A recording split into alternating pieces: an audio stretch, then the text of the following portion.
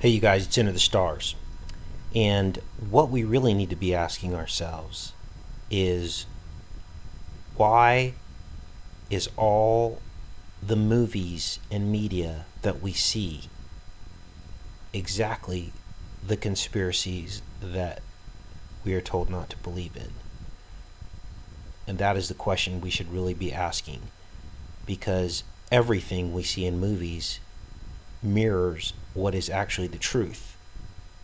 And once you see that, then you know that the conspiracies in fact are true. Then you ask the question, why is the message all about conspiracies? You got to think backwards through a lot of what these people do. And once you do, you can understand what things really mean. Now, I need to give a special thank you to Fan.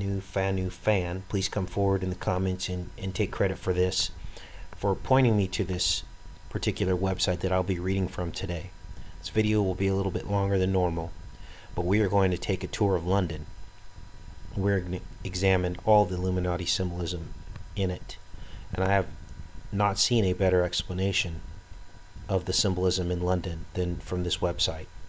So we'll go ahead and begin. First of all, you're going to notice this is actually the Bank of England, and you're going to notice that it forms an upside down pyramid atop another pyramid. Now, the article doesn't state this, but this is something I noticed. We're going to zoom in a little bit. So of course you have your pyramid with all-seeing eye atop it, and this represents some of the main control of our world right in this upside down pyramid here, the Bank of England. So this article I will leave a link in the description, and you can read along. I recommend you just open it and maybe read along with me as I go through and point out all these features within the map. This is the Bank of England that is in the dead center geographically at the heart of the city of London. Contrary to what most believe about London, the 677-acre piece of land is not part of England. It is technically a sovereign state, much like the Vatican within Rome or Washington, D.C. within Maryland in the USA. This corporation is not subject to the Queen or Parliament. In fact, the Queen has to ask permission to enter the city and has to bow to the Lord Mayor upon arrival. It is the wealthiest piece of real estate in the world, as the world's banking monopolies are headquartered there. The Bank of England, like the Federal Reserve of the USA, is privately owned and controls major newspaper and publishing houses that control the media of their respective countries. Now, there are going to be a lot of references to the Lord of the Rings within this. I also have to give credit to Up North of the 49th, who did mention to me Lord of the Rings and lots of symbology within it that reflects, and I believe that that was synchronicity that her and I had that conversation, and then now we're talking about this. So, as far as the Luciferian ley lines go, the Bank of England's building has a 33rd degree heading. And if you look at the British 20-pound note, the bank's facade is crowned with phallic and pentagram symbology. The two main streets that go out from the Bank of England lead to Buckingham and Kensington Palace. We're going to look at those later on in this presentation. Thus, the configuration strongly allude to the connection between the Bank of England and the Royals, as the ley lines of the Bank of England configure a horned owl. This horned owl is depicted with the outstretched wings that encompass the entire breadth of the city limits. One wing is pointed up, the other down, as in as above, so below motto of the Luciferians. What is unique in particular is that the outstretched horned owl has the very building of the Bank of England as its fulcrum. The fulcrum of this horned owl in turn depicts a menorah pattern pointing northward as an aerial view. The owl is a feminine version of the ancient god Molech. This ancient and modern god requires child and human sacrifice, as the Israelites did in the Old Testament against the explicit directive of Yahweh to not do. The owl configuration also has some pentagrams and hexagram within its confines. It is well established that a pentagram and hexagram are used of Luciferian and satanic groups to invoke demonic assistance and blessing upon the request of a child and or human sacrifice. Most often, such satanic rituals are accompanied by sexual ritual abuse of innocent children. So, here is the owl. You guys probably already saw it. I'm going to zoom out. It encompasses the entire city limits. Here's the upward turned wing as above, and here is the lower wing, so below. And the Bank of England is at the fulcrum.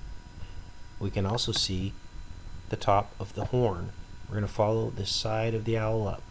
Here's the top of the owl's horn.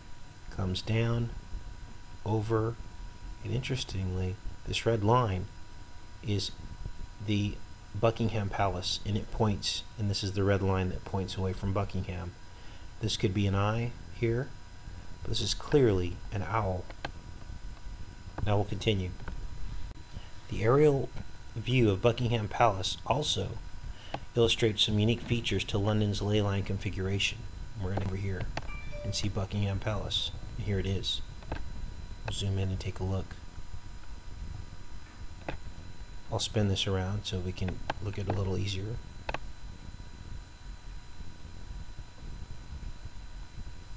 And there's our pyramid.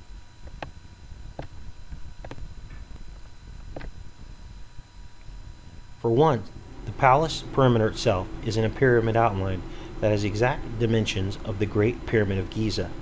The angles are in direct line, 33rd degree from due west.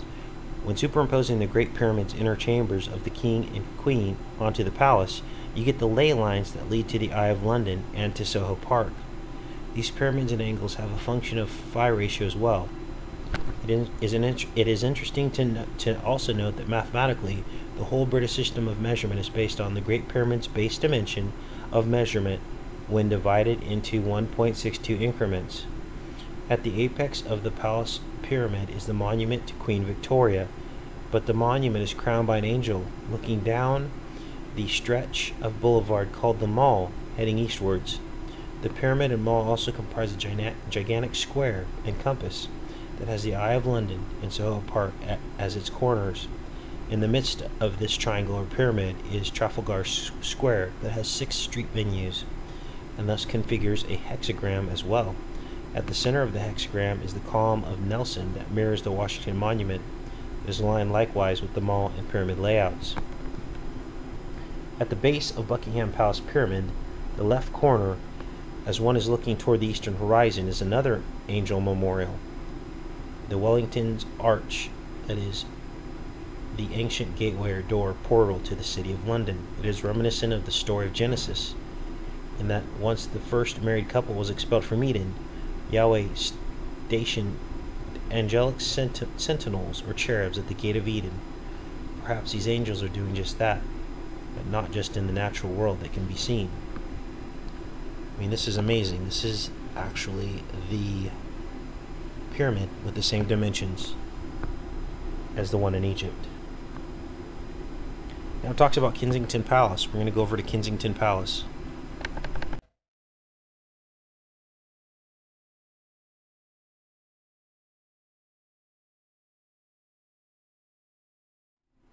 Looking from an aerial view toward the setting of the sun, rises in the east, sets in the west. Let's take a look here.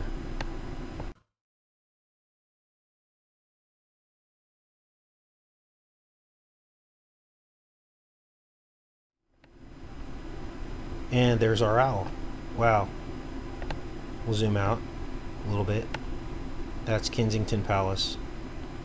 That looks a lot like Washington, D.C., as you're probably already seeing.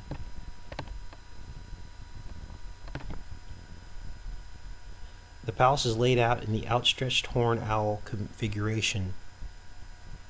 The very facade of the palace architecturally hints at an owl face with the right and left wings of the palace when looking from the southern point of view. The configuration shows that the pawn in front of the palace to the east depicts the Eye of Sauron, which is the apex of the Dark Tower. Here's more references to Lord of the Rings. This eye symbolically represents the eye of Lucifer that is ever vigilant of those of his subjects in the palace, as it were. The wings of the horned owl also serve as stealth pentagrams supported by the Serpentine Lake in the middle of Hyde Park. Wow.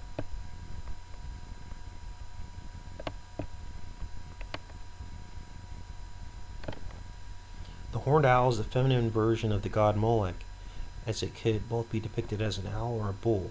Thus, two attributes reflect the hermaphrodite characteristics of the Baphomet or Lucifer, as he is very beautiful, but often transforms himself as an angel of light and manifests himself around the world, clothed as a woman behind virgin apparitions.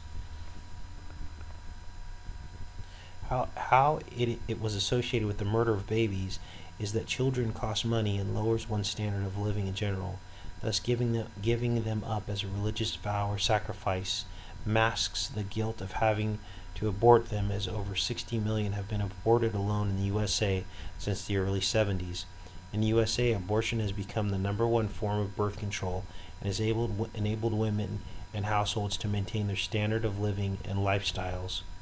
Moloch has a very ancient beginning, all the way to the Sumerian Anunnaki, or fallen ones of Pazuzu, that fell from the stars of heaven and became the fallen angels and gods of ancient earth.